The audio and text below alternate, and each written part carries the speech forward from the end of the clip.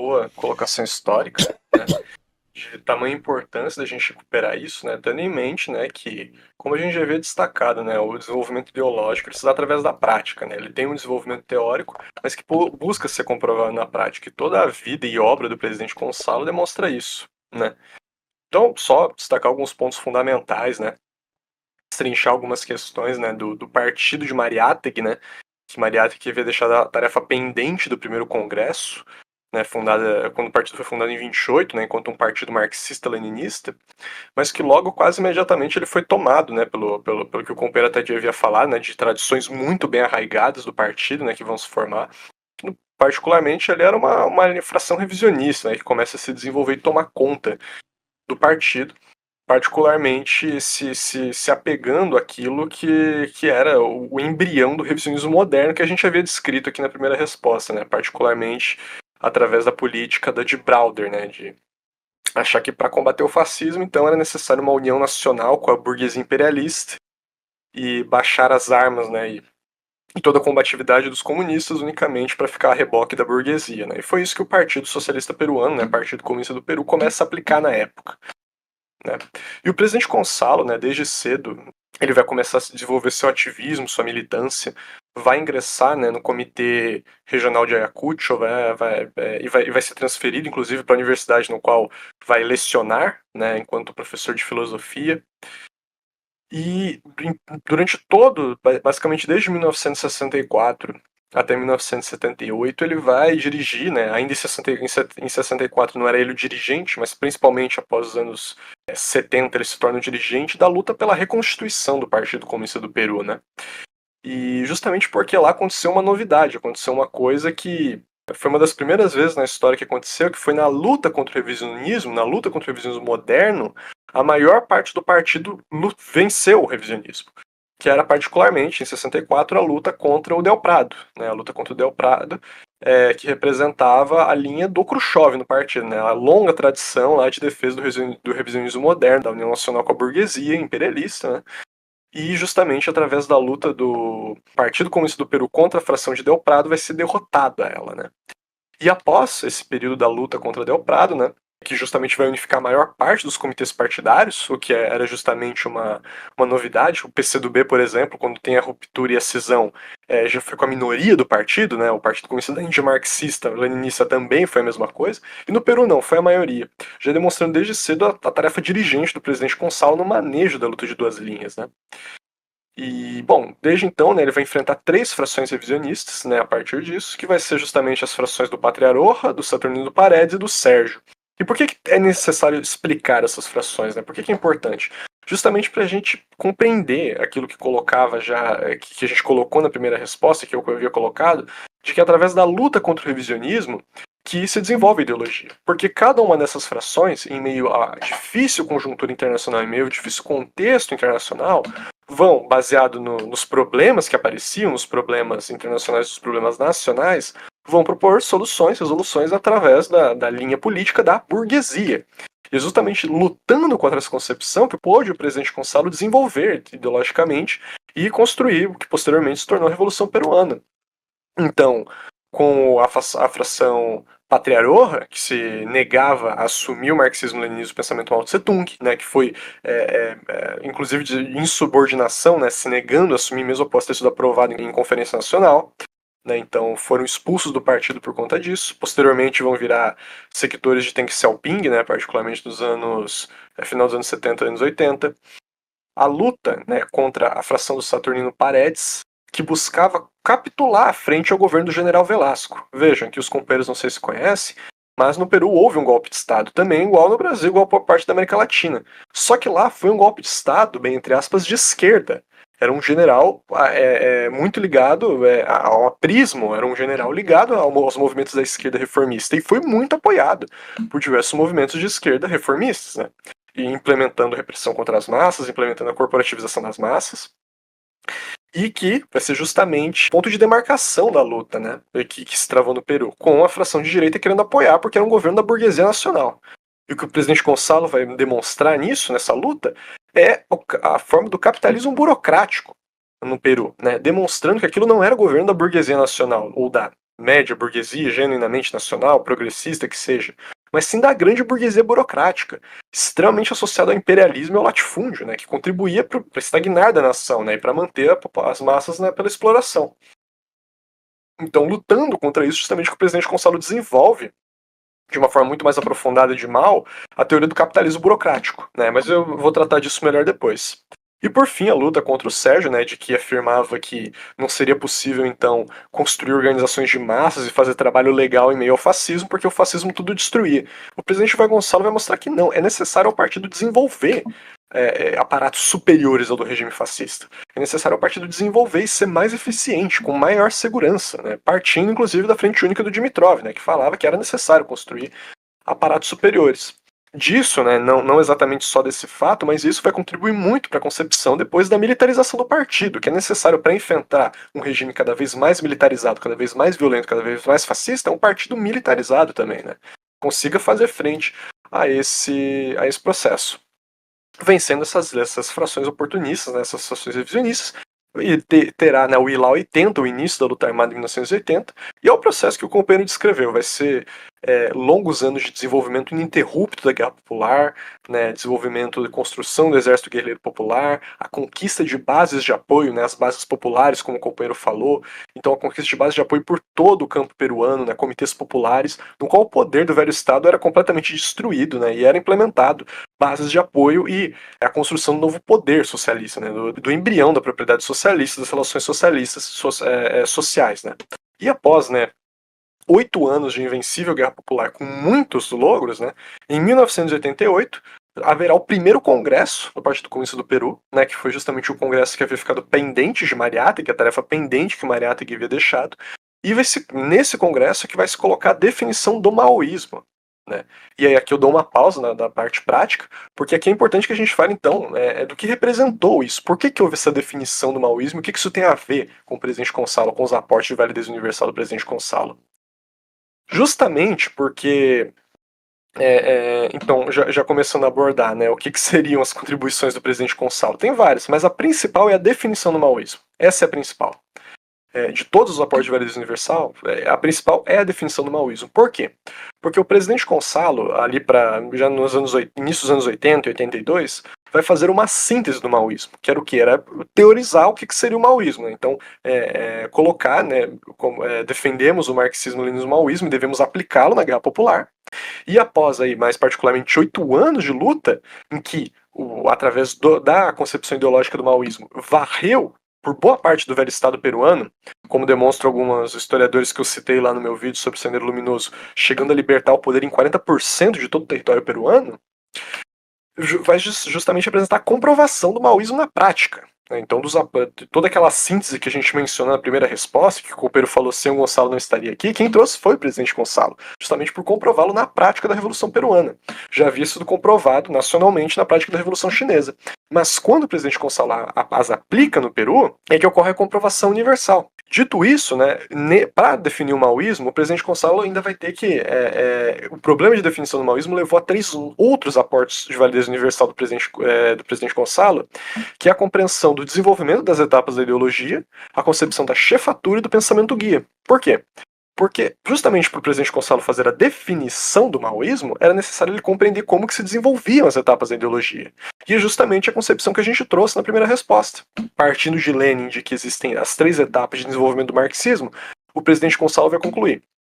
Uma vez que se dê um salto qualitativo nas 3 partes constitutivas do marxismo, você tem um novo salto, um novo ismo na realidade. Né?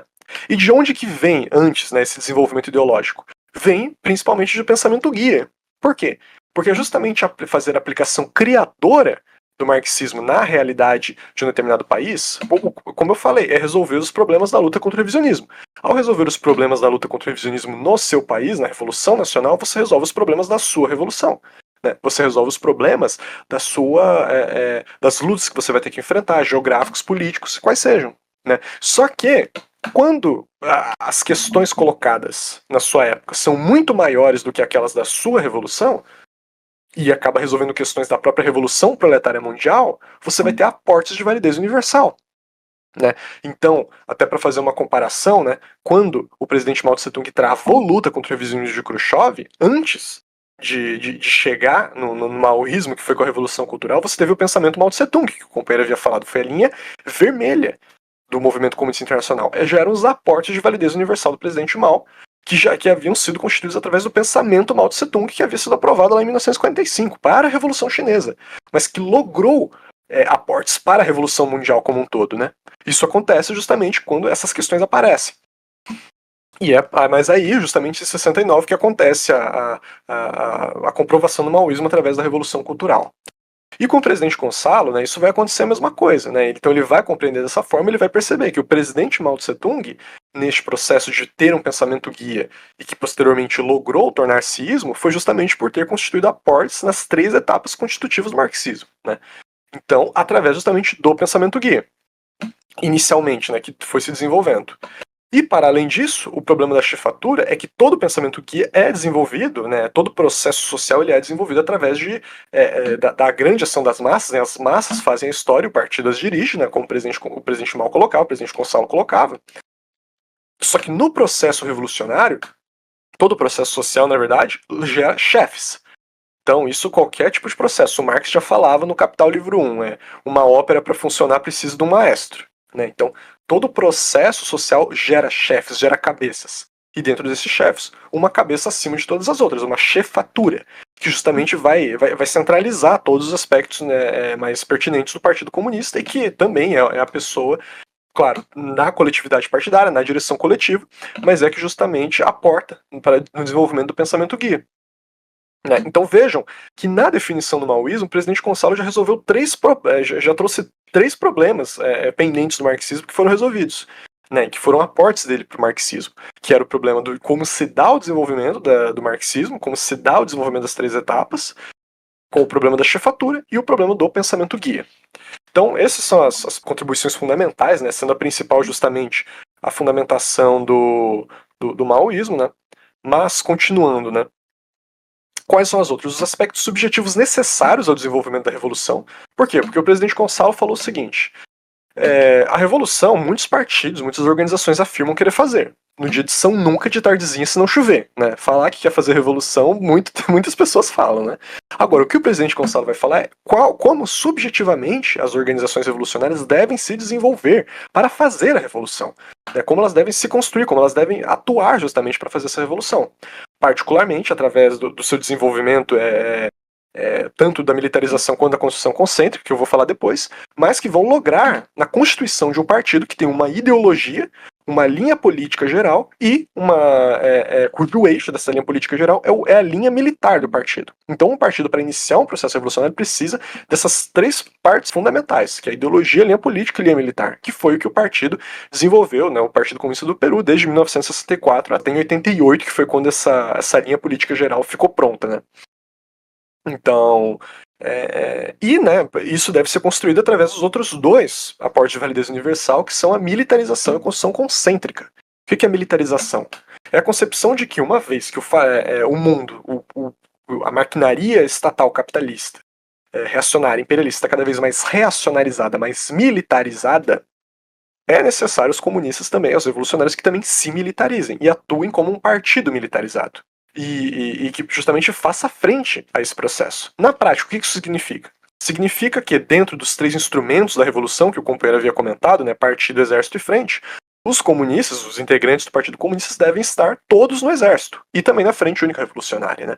Não pode existir militantes do partido que não estão no Exército Guerreiro Popular, por exemplo. Isso é justamente uma separação que existe, né, que não pode ser feita, né, que justamente nega o problema da necessidade dos comunistas serem forjados combatentes, né? E também a construção concêntrica, né, que é a complementação disso, de que o partido está no centro e dirige os outros 2 instrumentos, né? Então, partido que deve dirigir o exército e deve dirigir a frente. E jamais, né, como o próprio presidente Mao colocava, o fuzil deve mandar no partido, né? É o partido que manda no fuzil. Então, mas isso quem vai aportar de forma universal é o presidente Gonçalo. Para além disso, né, em torno do desenvolvimento da guerra popular prolongada e do capitalismo burocrático, é a concepção, né, de como a guerra popular prolongada e o capitalismo burocrático foram aportes do presidente Mao, mas quem definiu eles de forma universal, ou seja, quem compreendeu que a guerra popular prolongada é a estratégia militar do proletariado e, mais recentemente, é compreendida como a concepção de poder do proletariado, foi justamente o presidente Gonçalo. e também no capitalismo burocrático como a via de implementação do capitalismo em todo o terceiro mundo. O presidente Mao Tse Tung aportou isso da Revolução Chinesa, e é o presidente Gonçalo que vai notar que isso se expandia em praticamente todos os países de terceiro mundo. Por fim, ainda teve dois aportes, né, que foi a síntese da Revolução Proletária Mundial e das 3 etapas estratégicas da Revolução Proletária Mundial. Né? Então, das 2 grandes ondas que houve da Revolução Proletária Mundial, a gente está atualmente na segunda grande onda, e de que atualmente a gente está na etapa ofensiva da Revolução Proletária Mundial, e que vem se desenvolvendo desde então. Né? Então, no geral, esses são os aportes de validez universal do presidente Gonçalo. E por que eu citei eles no primeiro congresso? Justamente porque foi nesse primeiro congresso do Partido Comunista do Peru, do Sendero Luminoso, em que tudo isso foi destacado, tanto nos documentos partidários quanto na entrevista do século do presidente Gonçalo, no qual ele destaca todos esses pontos, inclusive publicado aí na editora Ciências Revolucionárias, né, os companheiros, uma importante obra aí para se estudar, porque foi a condensação de todas as teses do primeiro congresso sobre isso. E esses são os aportes de validez universal do presidente Gonçalo, né, como um todo, essa é a importância dele ao maoísmo. Vejam, portanto, que o presidente Gonçalo não é como se fosse um apêndice. Então existe o maoísmo, existe os aportes de validez universal do PG Gonçalo, a gente gosta de botar junto para ficar uma frase bonitinha, para ficar um nome mais longo, né? Não é esse o ponto. Né? Assim como Stalin, ao definir o leninismo, logrou seus aportes de validez universal, assim como Engels, ao definir o marxismo, logrou seus aportes de validez universal, o presidente Gonçalo também logrou seus aportes de validez universal ao maoísmo.